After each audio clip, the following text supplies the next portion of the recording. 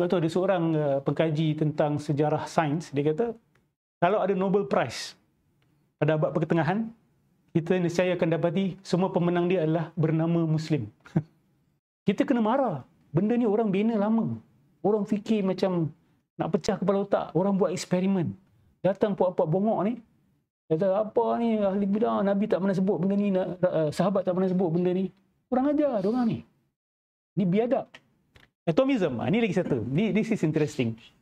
Atomism ni, Zariyah dalam bahasa Arab, mengatakan bahawa jisim, kalau kita potong kecil-kecil ni, kita pecahkan dia, kita akan sampai kepada satu yang tidak boleh lagi dipecahkan.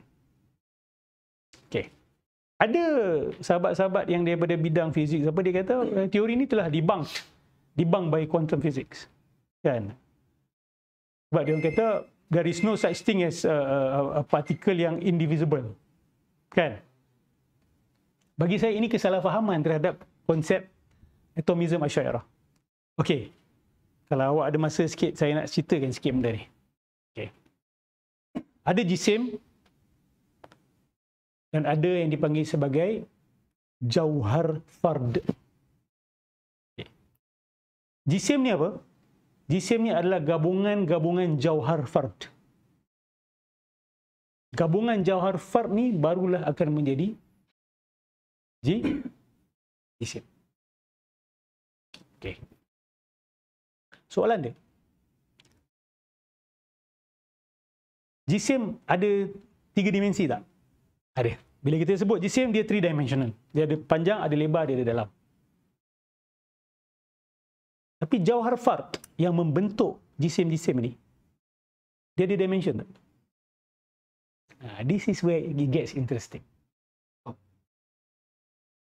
Kalau cerita atom klasik, Newton punya atom, dia ada dimension. Dia ada size. Tapi kalau kita buka kalam punya jauhar fard, dia tak ada dimension atau hanya ada satu dimension. Even elektron pun sebenarnya bukan one dimensional 100%. It appears to be one dimensional, tapi dia sebenarnya bukan one dimensional. Ada sampai kata dia dimensionless. So saya pun tak pasti, ni saya serahkan kepada fizisis. Ni khilaf mereka lah. Kan? Tapi nak katakan bahawa teori atomism Asy'ariyah ni bercanggahan dengan kuantum, kan? Conception particle. Saya kata tak. Sebab Asy'ariyah kata jauhar fard ni, dia sama ada tidak ada dimensi ataupun ada satu dimensi saja.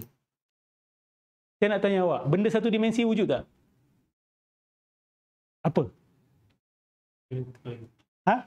Benda yang belum jumpa kan? Ada tak manusia dah pernah jumpa benda satu dimensi? Can you imagine something that is one dimensional? Even your mind cannot imagine it. Pasti akan ada ketebalan. Walaupun one dimension means apa? One dimension means apa? Dia one point, dot. Betul? A dot. Tapi a dot pun kalau kita zoom in, dia ada dimension. Therefore, ulama kalam kata sebenarnya jauhar fard ni dia lebih kepada something that is abstract. Dia mathematical.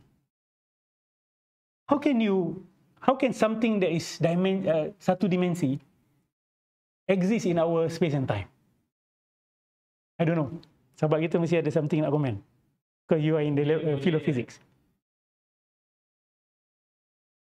Somehow dia like relate to string theory. Kalau string theory dapat. Dia orang kata string tu one dimensional kan? So, tu saya nak kata. Macam mana kamu nak kata atomism Asy'ariyah ni sebenarnya berlawanan dengan kuantum? Tak. Instead dia ada support kepada benda tu sebenarnya. Sebab Asy'ariyah tak kata jauhar fard ni macam goli kecil. Tak. Sebab goli tu 3-dimensional. We don't say that. They even discuss what is the basic form of a jisim. Jisim ni ada yang kata tak semesti 3-dimensional. 2-dimensional pun dah boleh jadi jisim. But our mind cannot imagine a 2-dimensional. Kalau awak draw dekat atas kertas pun tu bukan 2-dimensional kan? Sebab kertas tu pun ada ketebalan. Walaupun dia begitu tipis. So you cannot imagine. So Dia mungkin dekat dengan something virtual or something abstract. So, bila kita kaji pasal atom pun, sekarang ni kita akan jumpa dia orang kata dia ni bukan partikel pun. Dia bukan partikel. Lah, ni memang otak kita susah sikit untuk wrap over it. Tapi bagi saya, dia tidak merobohkan. Sebab dia orang kata bahawa jauhar fard ni bukan three-dimensional particle dan bukan jisim. Macam mana tu? Macam mana you nak bayangkan satu benda yang bukan jisim? Dan bila yang bukan jisim ni bergabung, dia jadi jisim. Crazy, isn't it? And this is what boggles the minds of physicists also. Perkembangan kuantum ni, memang Einstein terkejut, Niels Bohr terkejut, dia orang terkejut. Cakap, ish, ni macam tarik kapet yang mana kita berdiri di atas.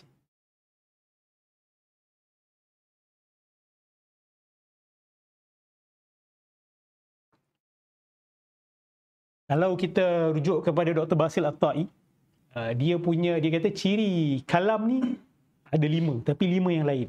Dia sebut hudus, dia sebut khalq mutajaddid, dia sebut dharriyah which is atomism, dia sebut tajwiz dan nisbiyah zamkan. Hudus maksud dia apa? Alam ni ada permulaan. Semua selain Allah ada permulaan. Hudus. Ini antara pillar of kalam. Kemudian khalq mutajaddid yang tadi tu, continuous recreation. And then zarriyah which is atomism. Tajwiz, dia guna istilah tajwiz, dia tak guna adat. Tajwiz ni customary. Bahawa the laws of nature ni berbentuk customary, bukan necessary. Kemudian nisbiyah tu zamkan, relativity of time and space. Dia kata ni semua ahli kalam dah sebut. Sebab tu ada seorang pengkaji tentang sejarah sains, dia kata kalau ada Nobel Prize pada abad pertengahan, kita nescaya akan dapati semua pemenang dia adalah bernama Muslim. Kan? Which is true. But these are all groundbreaking findings. Yang kita anggap sekarang ni macam, wah kan. Tapi mutakallimun dah speak about these things. Takkan kita nak kata ni sampah, ini ahli bid'ah kan. Itu betapa bongoknya orang-orang yang cakap macam ni. Saya akan kata bongok bro ni. Sebab benda ni berharga tau, bernilai tau. You bagi kepada barbarian, dia apa ni, campak je lah kat tembok. Macam you kasih bunga kepada monyet. Monyet ni dia akan makan bunga tu atau dia akan campak. Sebab tu hooliganism ni dia akan bermula daripada orang awam yang jahil tapi confident. Dia akan merosakkan banyak benda. Yang suka bakar-bakar buku sepanjang sejarah, siapa ya? Kan? Awak kalau tengok cerita Middle Age kan, yang suka, jom kita bakar dia, kita bakar. Semua orang bodoh kan? No, we have to say it. Kita kena marah. Benda ni orang bina lama. Orang fikir macam nak pecah kepala otak. Orang buat eksperimen. Datang puak-puak bongok ni. Kata apa ni ahli bidah, Nabi tak pernah sebut benda ni, sahabat tak pernah sebut benda ni. Kurang ajar diorang ni. Ni biadab. Dia macam orang dah tulis berlambat-lambat pasal mustalah hadis, datang seorang bongok datang kata apa ni? Kan? Cukup kita tahu qala Allah qala Rasul. Kan? Apa nak kena tahu Ibn Hajar kata apa kan? Apa nak kena tahu Suyuti kata apa? Nawawi kata apa? Qala Allah qala Rasul. Hadza dini. Wah, kan? Inilah yang merosakkan tamadun manusia. Kalau ramai orang macam ni, tamadun Islam jatuh.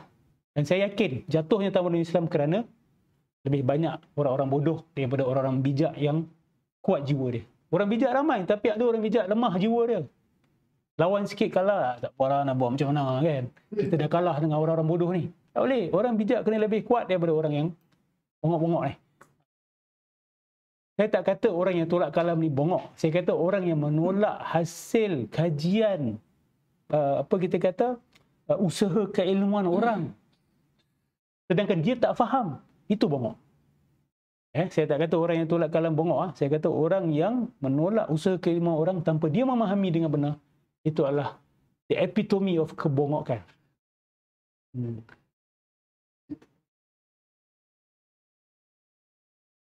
Awak tengok menara berkembar Petronas tu.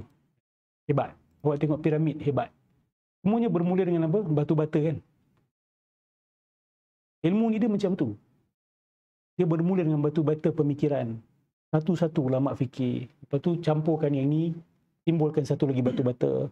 Kawinkan lagi, timbul lagi satu. Bina, sampai bina satu bangunan yang cukup padu. Datang hooligan barbarian ni kan, datang dia daripada planet tak tahu mana, pecahkan benda ni. Hancur, bakar. This is the anti-knowledge, anti-science, anti-thinking punya approach yang kita kena lawan. Because there is mental terrorism, academic terrorism, hati-hati.